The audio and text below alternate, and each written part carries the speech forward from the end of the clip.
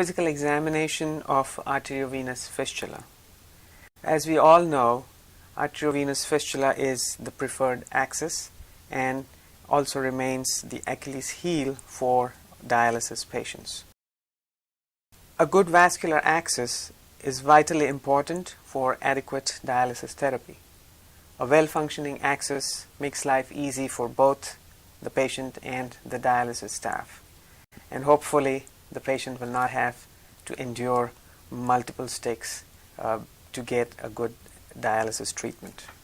2006 KDOQI Clinical Practice Guidelines states in its guideline number 4.1.1, access patency should be ensured before each treatment, before any attempts to cannulate the axis. Guideline 4.1.2 states all caregivers, including fellows in training, should learn and master the methods of examining a vascular axis. I'm going to discuss primarily monitoring and surveillance as relevant to arteriovenous fistula. Primary failures account for 40 to 60% of fistulas created in the United States. The relevance of monitoring for new AV fistula helps in identifying primary non-maturing axes. Secondly, monitoring helps in planning early interventions for those fistulas that are not maturing. And finally, planning for early surgical interventions or placement of new axis in a timely manner to reduce the catheter duration. As far as established AV fistulas, early detection of problems helps in preventing thrombosis and preventing inadequate dialysis treatment on a chronic basis. Arteriovenous axis is a continuous conduit. One should think of an arteriovenous fistula as a circuit that starts at the heart and ends at the heart. It is not just an anastomosis between an artery and a vein. As you can see in this animation, arteriovenous fistula is a continuous circuit. With each heartbeat, the blood is pumped from the heart into the arterial system of the extremity. It travels across the arteriovenous fistula. In this case, it's the radiocephalic fistula at the wrist, into the venous system, and returns to the heart, and the cycle continues. It is important to recognize that for an arteriovenous fistula to function properly, all three components are necessary: adequate sized vessels, a good anastomosis, and a good pump. A good physical examination helps in predicting the maturity of an AV fistula. A fistula that is at least 0.4 centimeters or greater and has a blood flow of 500 ml per minute or greater is likely to provide adequate dialysis almost 90% of the times. As you can see in this study, fistulas with diameter of 0.4 centimeter or greater provided adequate dialysis in 89% of the cases. Fistulas with blood flow of 500 ml per minute provided adequate dialysis in 84% of the cases. And combining these two variables, 95% of the patients received adequate dialysis, as compared to 33% who did not meet these criteria. Experienced dialysis nurse has an 80% accuracy rate in predicting the maturity of an AV fistula, as was shown in this study. So a physical examination, a good physical examination, can certainly help in identifying fistulas that are adequate for providing dialysis therapy. So what does one have to do to get a good physical examination? 3 simple steps: look, listen, and feel. So what does one look for? First and foremost, it is necessary to identify the type of AV fistula. It helps in understanding the anatomy for proper cannulation of the axis. It also helps with standardized documentation in patients' medical records. So look for the surgical scar. Radiocephalic fistula or the forearm fistula is created at the wrist and is the preferred first axis. The upper arm fistula can be either brachiocephalic or transposed basilic vein fistula. The brachiocephalic fistula has a horizontal scar in the elbow crease, whereas the transposed basilic vein fistula has a long scar extending from the axilla to the elbow on the medial aspect of the arm. This slide shows the radiocephalic fistula. In the schematic picture on the right hand side of the slide, the scar at the wrist is shown in the enlarged insert with an end-to-side anastomosis between the forearm cephalic vein and the radial artery. The brachiocephalic fistula is in the upper arm. The cephalic vein runs along the lateral aspect of the arm. The schematic picture here shows the scar along the elbow crease with the insert showing the end-to-side anastomosis between the upper arm cephalic vein and brachial artery. The basilic vein is the deep vein in the upper arm that is located between the two heads of biceps muscle.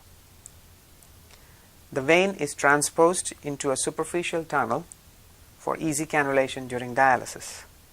The schematic diagram shows the long scar that extends from the axilla to the elbow and an end-to-side anastomosis between the transposed basilic vein and the brachial artery.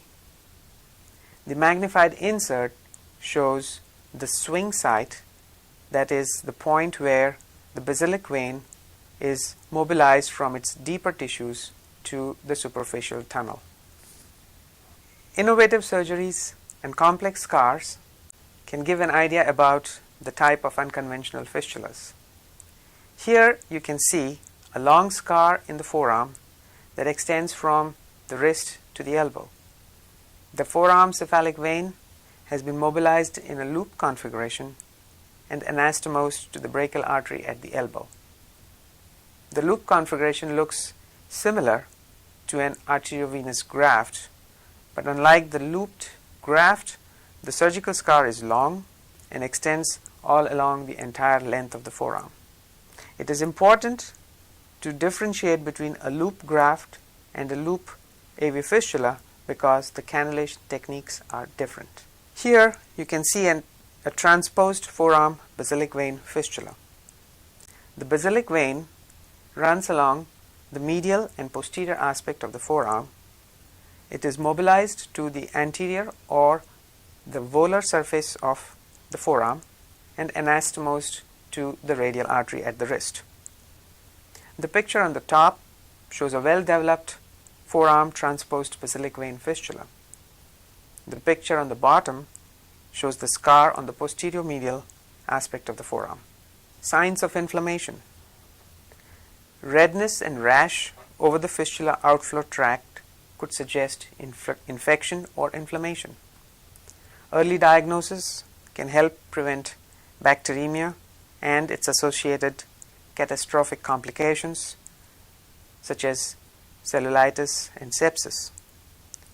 As you can see in this picture on the left, angry red buttonhole sites are suggestive of possible cellulitis, and one should avoid cannulating the fistula through these buttonholes. This needs to be treated appropriately before accessing this fistula for dialysis treatment. The picture on the right shows a forearm with rash, which could be from infection, could be from local irritations or allergies to skin disinfectant or allergies to tape. Aneurysms are frequently seen on the fistula arm. Aneurysms develop because of trauma from cannulating the same site or due to a significant proximal stenosis in the outflow tract. It is important to note the size of the aneurysm. Also, the skin over the aneurysm needs to be inspected for thinning or depigmentation. Paper-thin, shiny skin over an aneurysm is a warning sign for potential rupture. Rupture of an aneurysm can lead to disastrous outcome, including loss of limb or death. The picture on the right shows a large hematoma in a forearm axis. The hematoma could be secondary to infiltration from bad cannulation techniques. Hematoma can develop easily in patients who are on chronic anticoagulation therapy. Poor cannulation technique can often lead to large hematomas, large infiltrations, and sometimes even loss of the dialysis axis. Providing proper education and training to the dialysis staff can reduce the incidence of such clinical side effects of infiltration. Arm elevation is a simple test to diagnose outflow obstruction.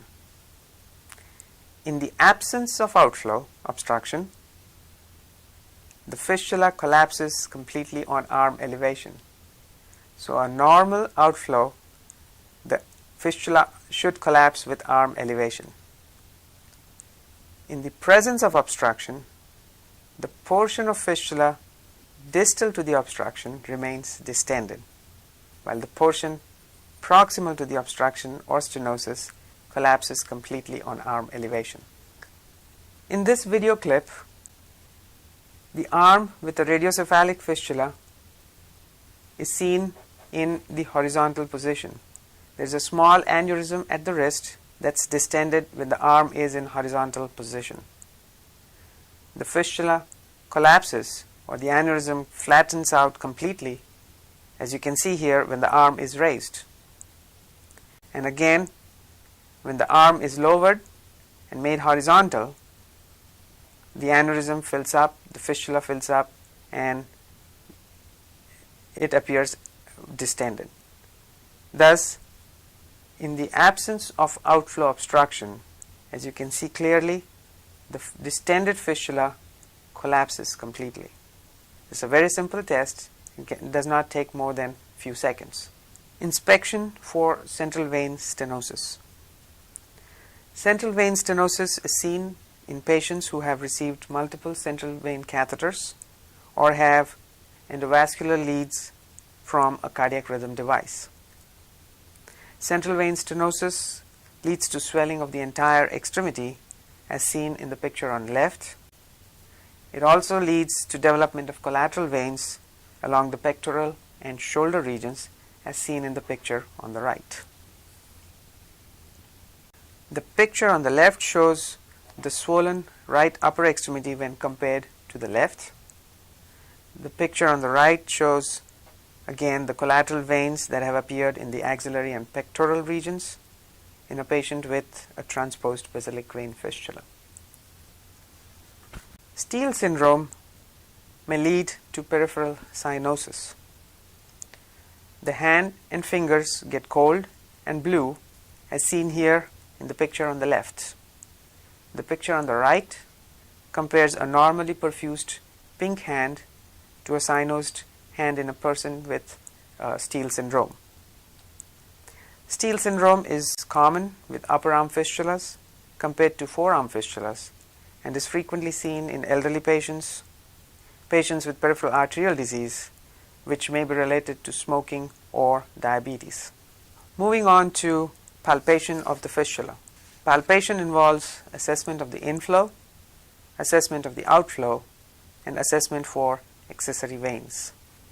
Juxta-Anastomotic venous stenosis. This is the most common site for venous stenosis. Juxta-Anastomotic means close to the anastomosis. That's the site where there is surgical mobilization of the vein, and this mobilization leads to small trauma or ischemia of the vein. Early diagnosis by palpation of the anastomosis and the distal outflow vein helps in treating these stenotic lesions. Normally, a very prominent thrill is present at the anastomosis, and fistula is soft and easily compressible. With juxta-anastomotic stenosis, a water hammer pulse is felt at the anastomosis. A water hammer pulse is a very forceful pulse that is felt at the anastomosis. The pulse goes away rather abruptly as the site of stenosis is encountered. Above this level, the pulse is very weak and the vein is poorly developed. Assessing strength of arterial flow or arterial inflow. A normal fistula is not pulsatile. It is very soft and compressible. With occlusion of the outflow, it becomes very pulsatile. The strength of the pulse is directly proportional to the arterial inflow pressure. And this assessment of inflow is what we call augmentation of the fistula or augmentation of arterial inflow. The augmentation test. The augmentation test is performed to assess the adequacy of inflow pressures. The animation clip shows the radiocephalic fistula. The first part of the animation shows a normal augmentation test. The outflow vein is manually occluded few centimeters proximal to the anastomosis. The segment between the arterial anastomosis and the occlusion becomes hyperpulsatile because of the arterial pressures transmitted across the patent anastomosis. The second part of the animation shows the stenosis in the inflow segment. The arterial pressure is not adequately transmitted and the segment between the occlusion and the anastomosis remains weakly pulsatile. Again, the panel on the left shows hyperpulsatile segment with manual occlusion of the outflow, suggestive of a widely patent inflow segment. The panel on the right shows weak or poor augmentation of the inflow with manual occlusion, suggesting of inflow stenosis. Venous stenosis in the outflow tract. Outflow venous stenosis leads to forcibly pulsatile and firm segment distal to the stenosis. The distal segment enlarges rapidly, often taking an aneurysmal or near aneurysmal proportions. There is absence of thrill distal to the outflow stenosis. All this will be seen over the next two slides to make these points clear. Absence of thrill with outflow obstruction or stenosis. A normal fistula is soft and compressible and has continuous soft thrill. With outflow stenosis, the fistula becomes pulsatile, firm, and loses the thrill. The animation video clip shows the radiocephalic fistula. The first part of the animation shows the continuous thrill that can be appreciated all along the outflow tract. The second part of the animation shows absence of thrill distal to the stenosis. This distal segment becomes firm, does not collapse with arm elevation, and as you can see, there is no thrill. Again, the panel on the left shows normal continuous thrill along the entire outflow tract. The panel on the right shows absence of thrill in the segment distal to the stenosis. The pulse proximal to the stenosis becomes weak. Hyperpulsatile fistula with outflow stenosis. A normal fistula is soft and compressible and has a soft continuous thrill. With outflow stenosis, the fistula becomes hyperpulsatile and firm. As you can see in this animation clip, the radiocephalic fistula with inflow through the radial artery, outflow through the cephalic vein. The first part of the animation shows the continuous soft pulse all along the outflow cephalic vein. The second part of the animation will show stenosis in the outflow tract, and distal to the stenosis, the segment of the fistula becomes hyperpulsatile. This distal segment is firm, and as you can see, has a very strong pulse because of the transmitted arterial pressure through the anastomosis. Again, the panel on the left shows normal soft pulsations transmitted all along the outflow tract. The panel on the right shows stenosis, and distal to the stenosis, the segment is hyperpulsatile. Accessory veins sometimes prevent maturation of a fistula. The accessory veins, especially in the Juxta-Anastomotic segment, that is the segment closer to the anastomosis in the outflow tract, can lead to loss of pressure head into the main channel that is used for cannulation.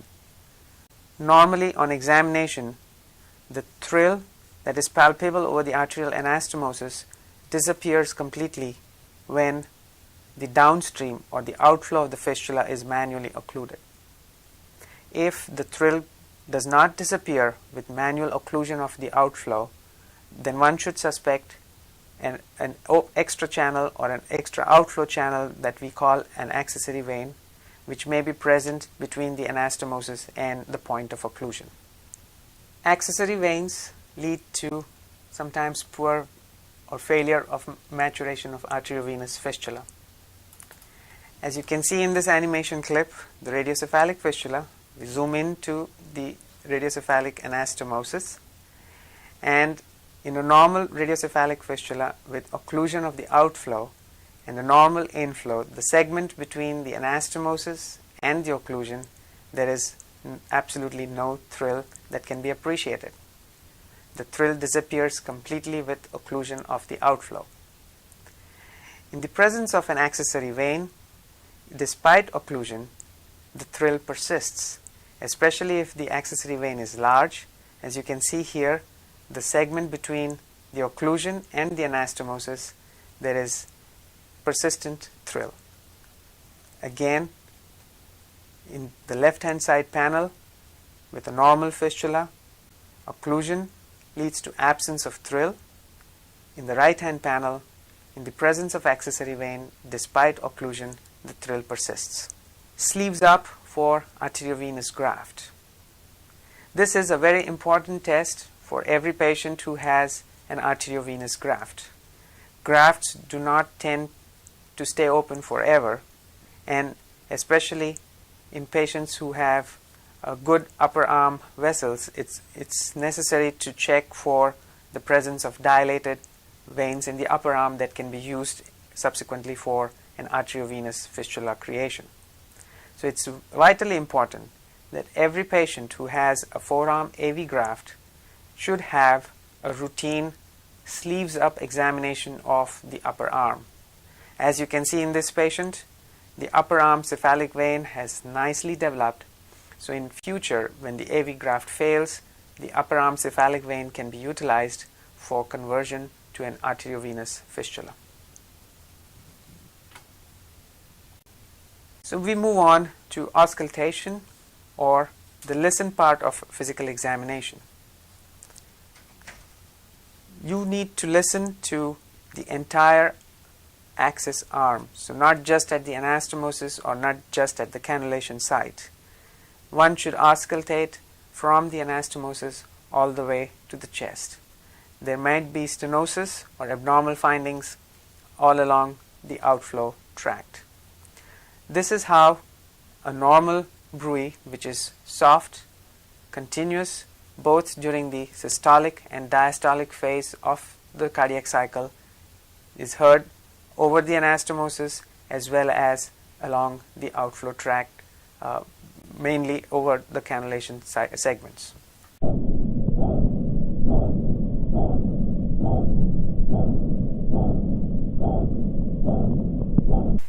In the presence of stenosis, the sound becomes high pitched, as you can hear here.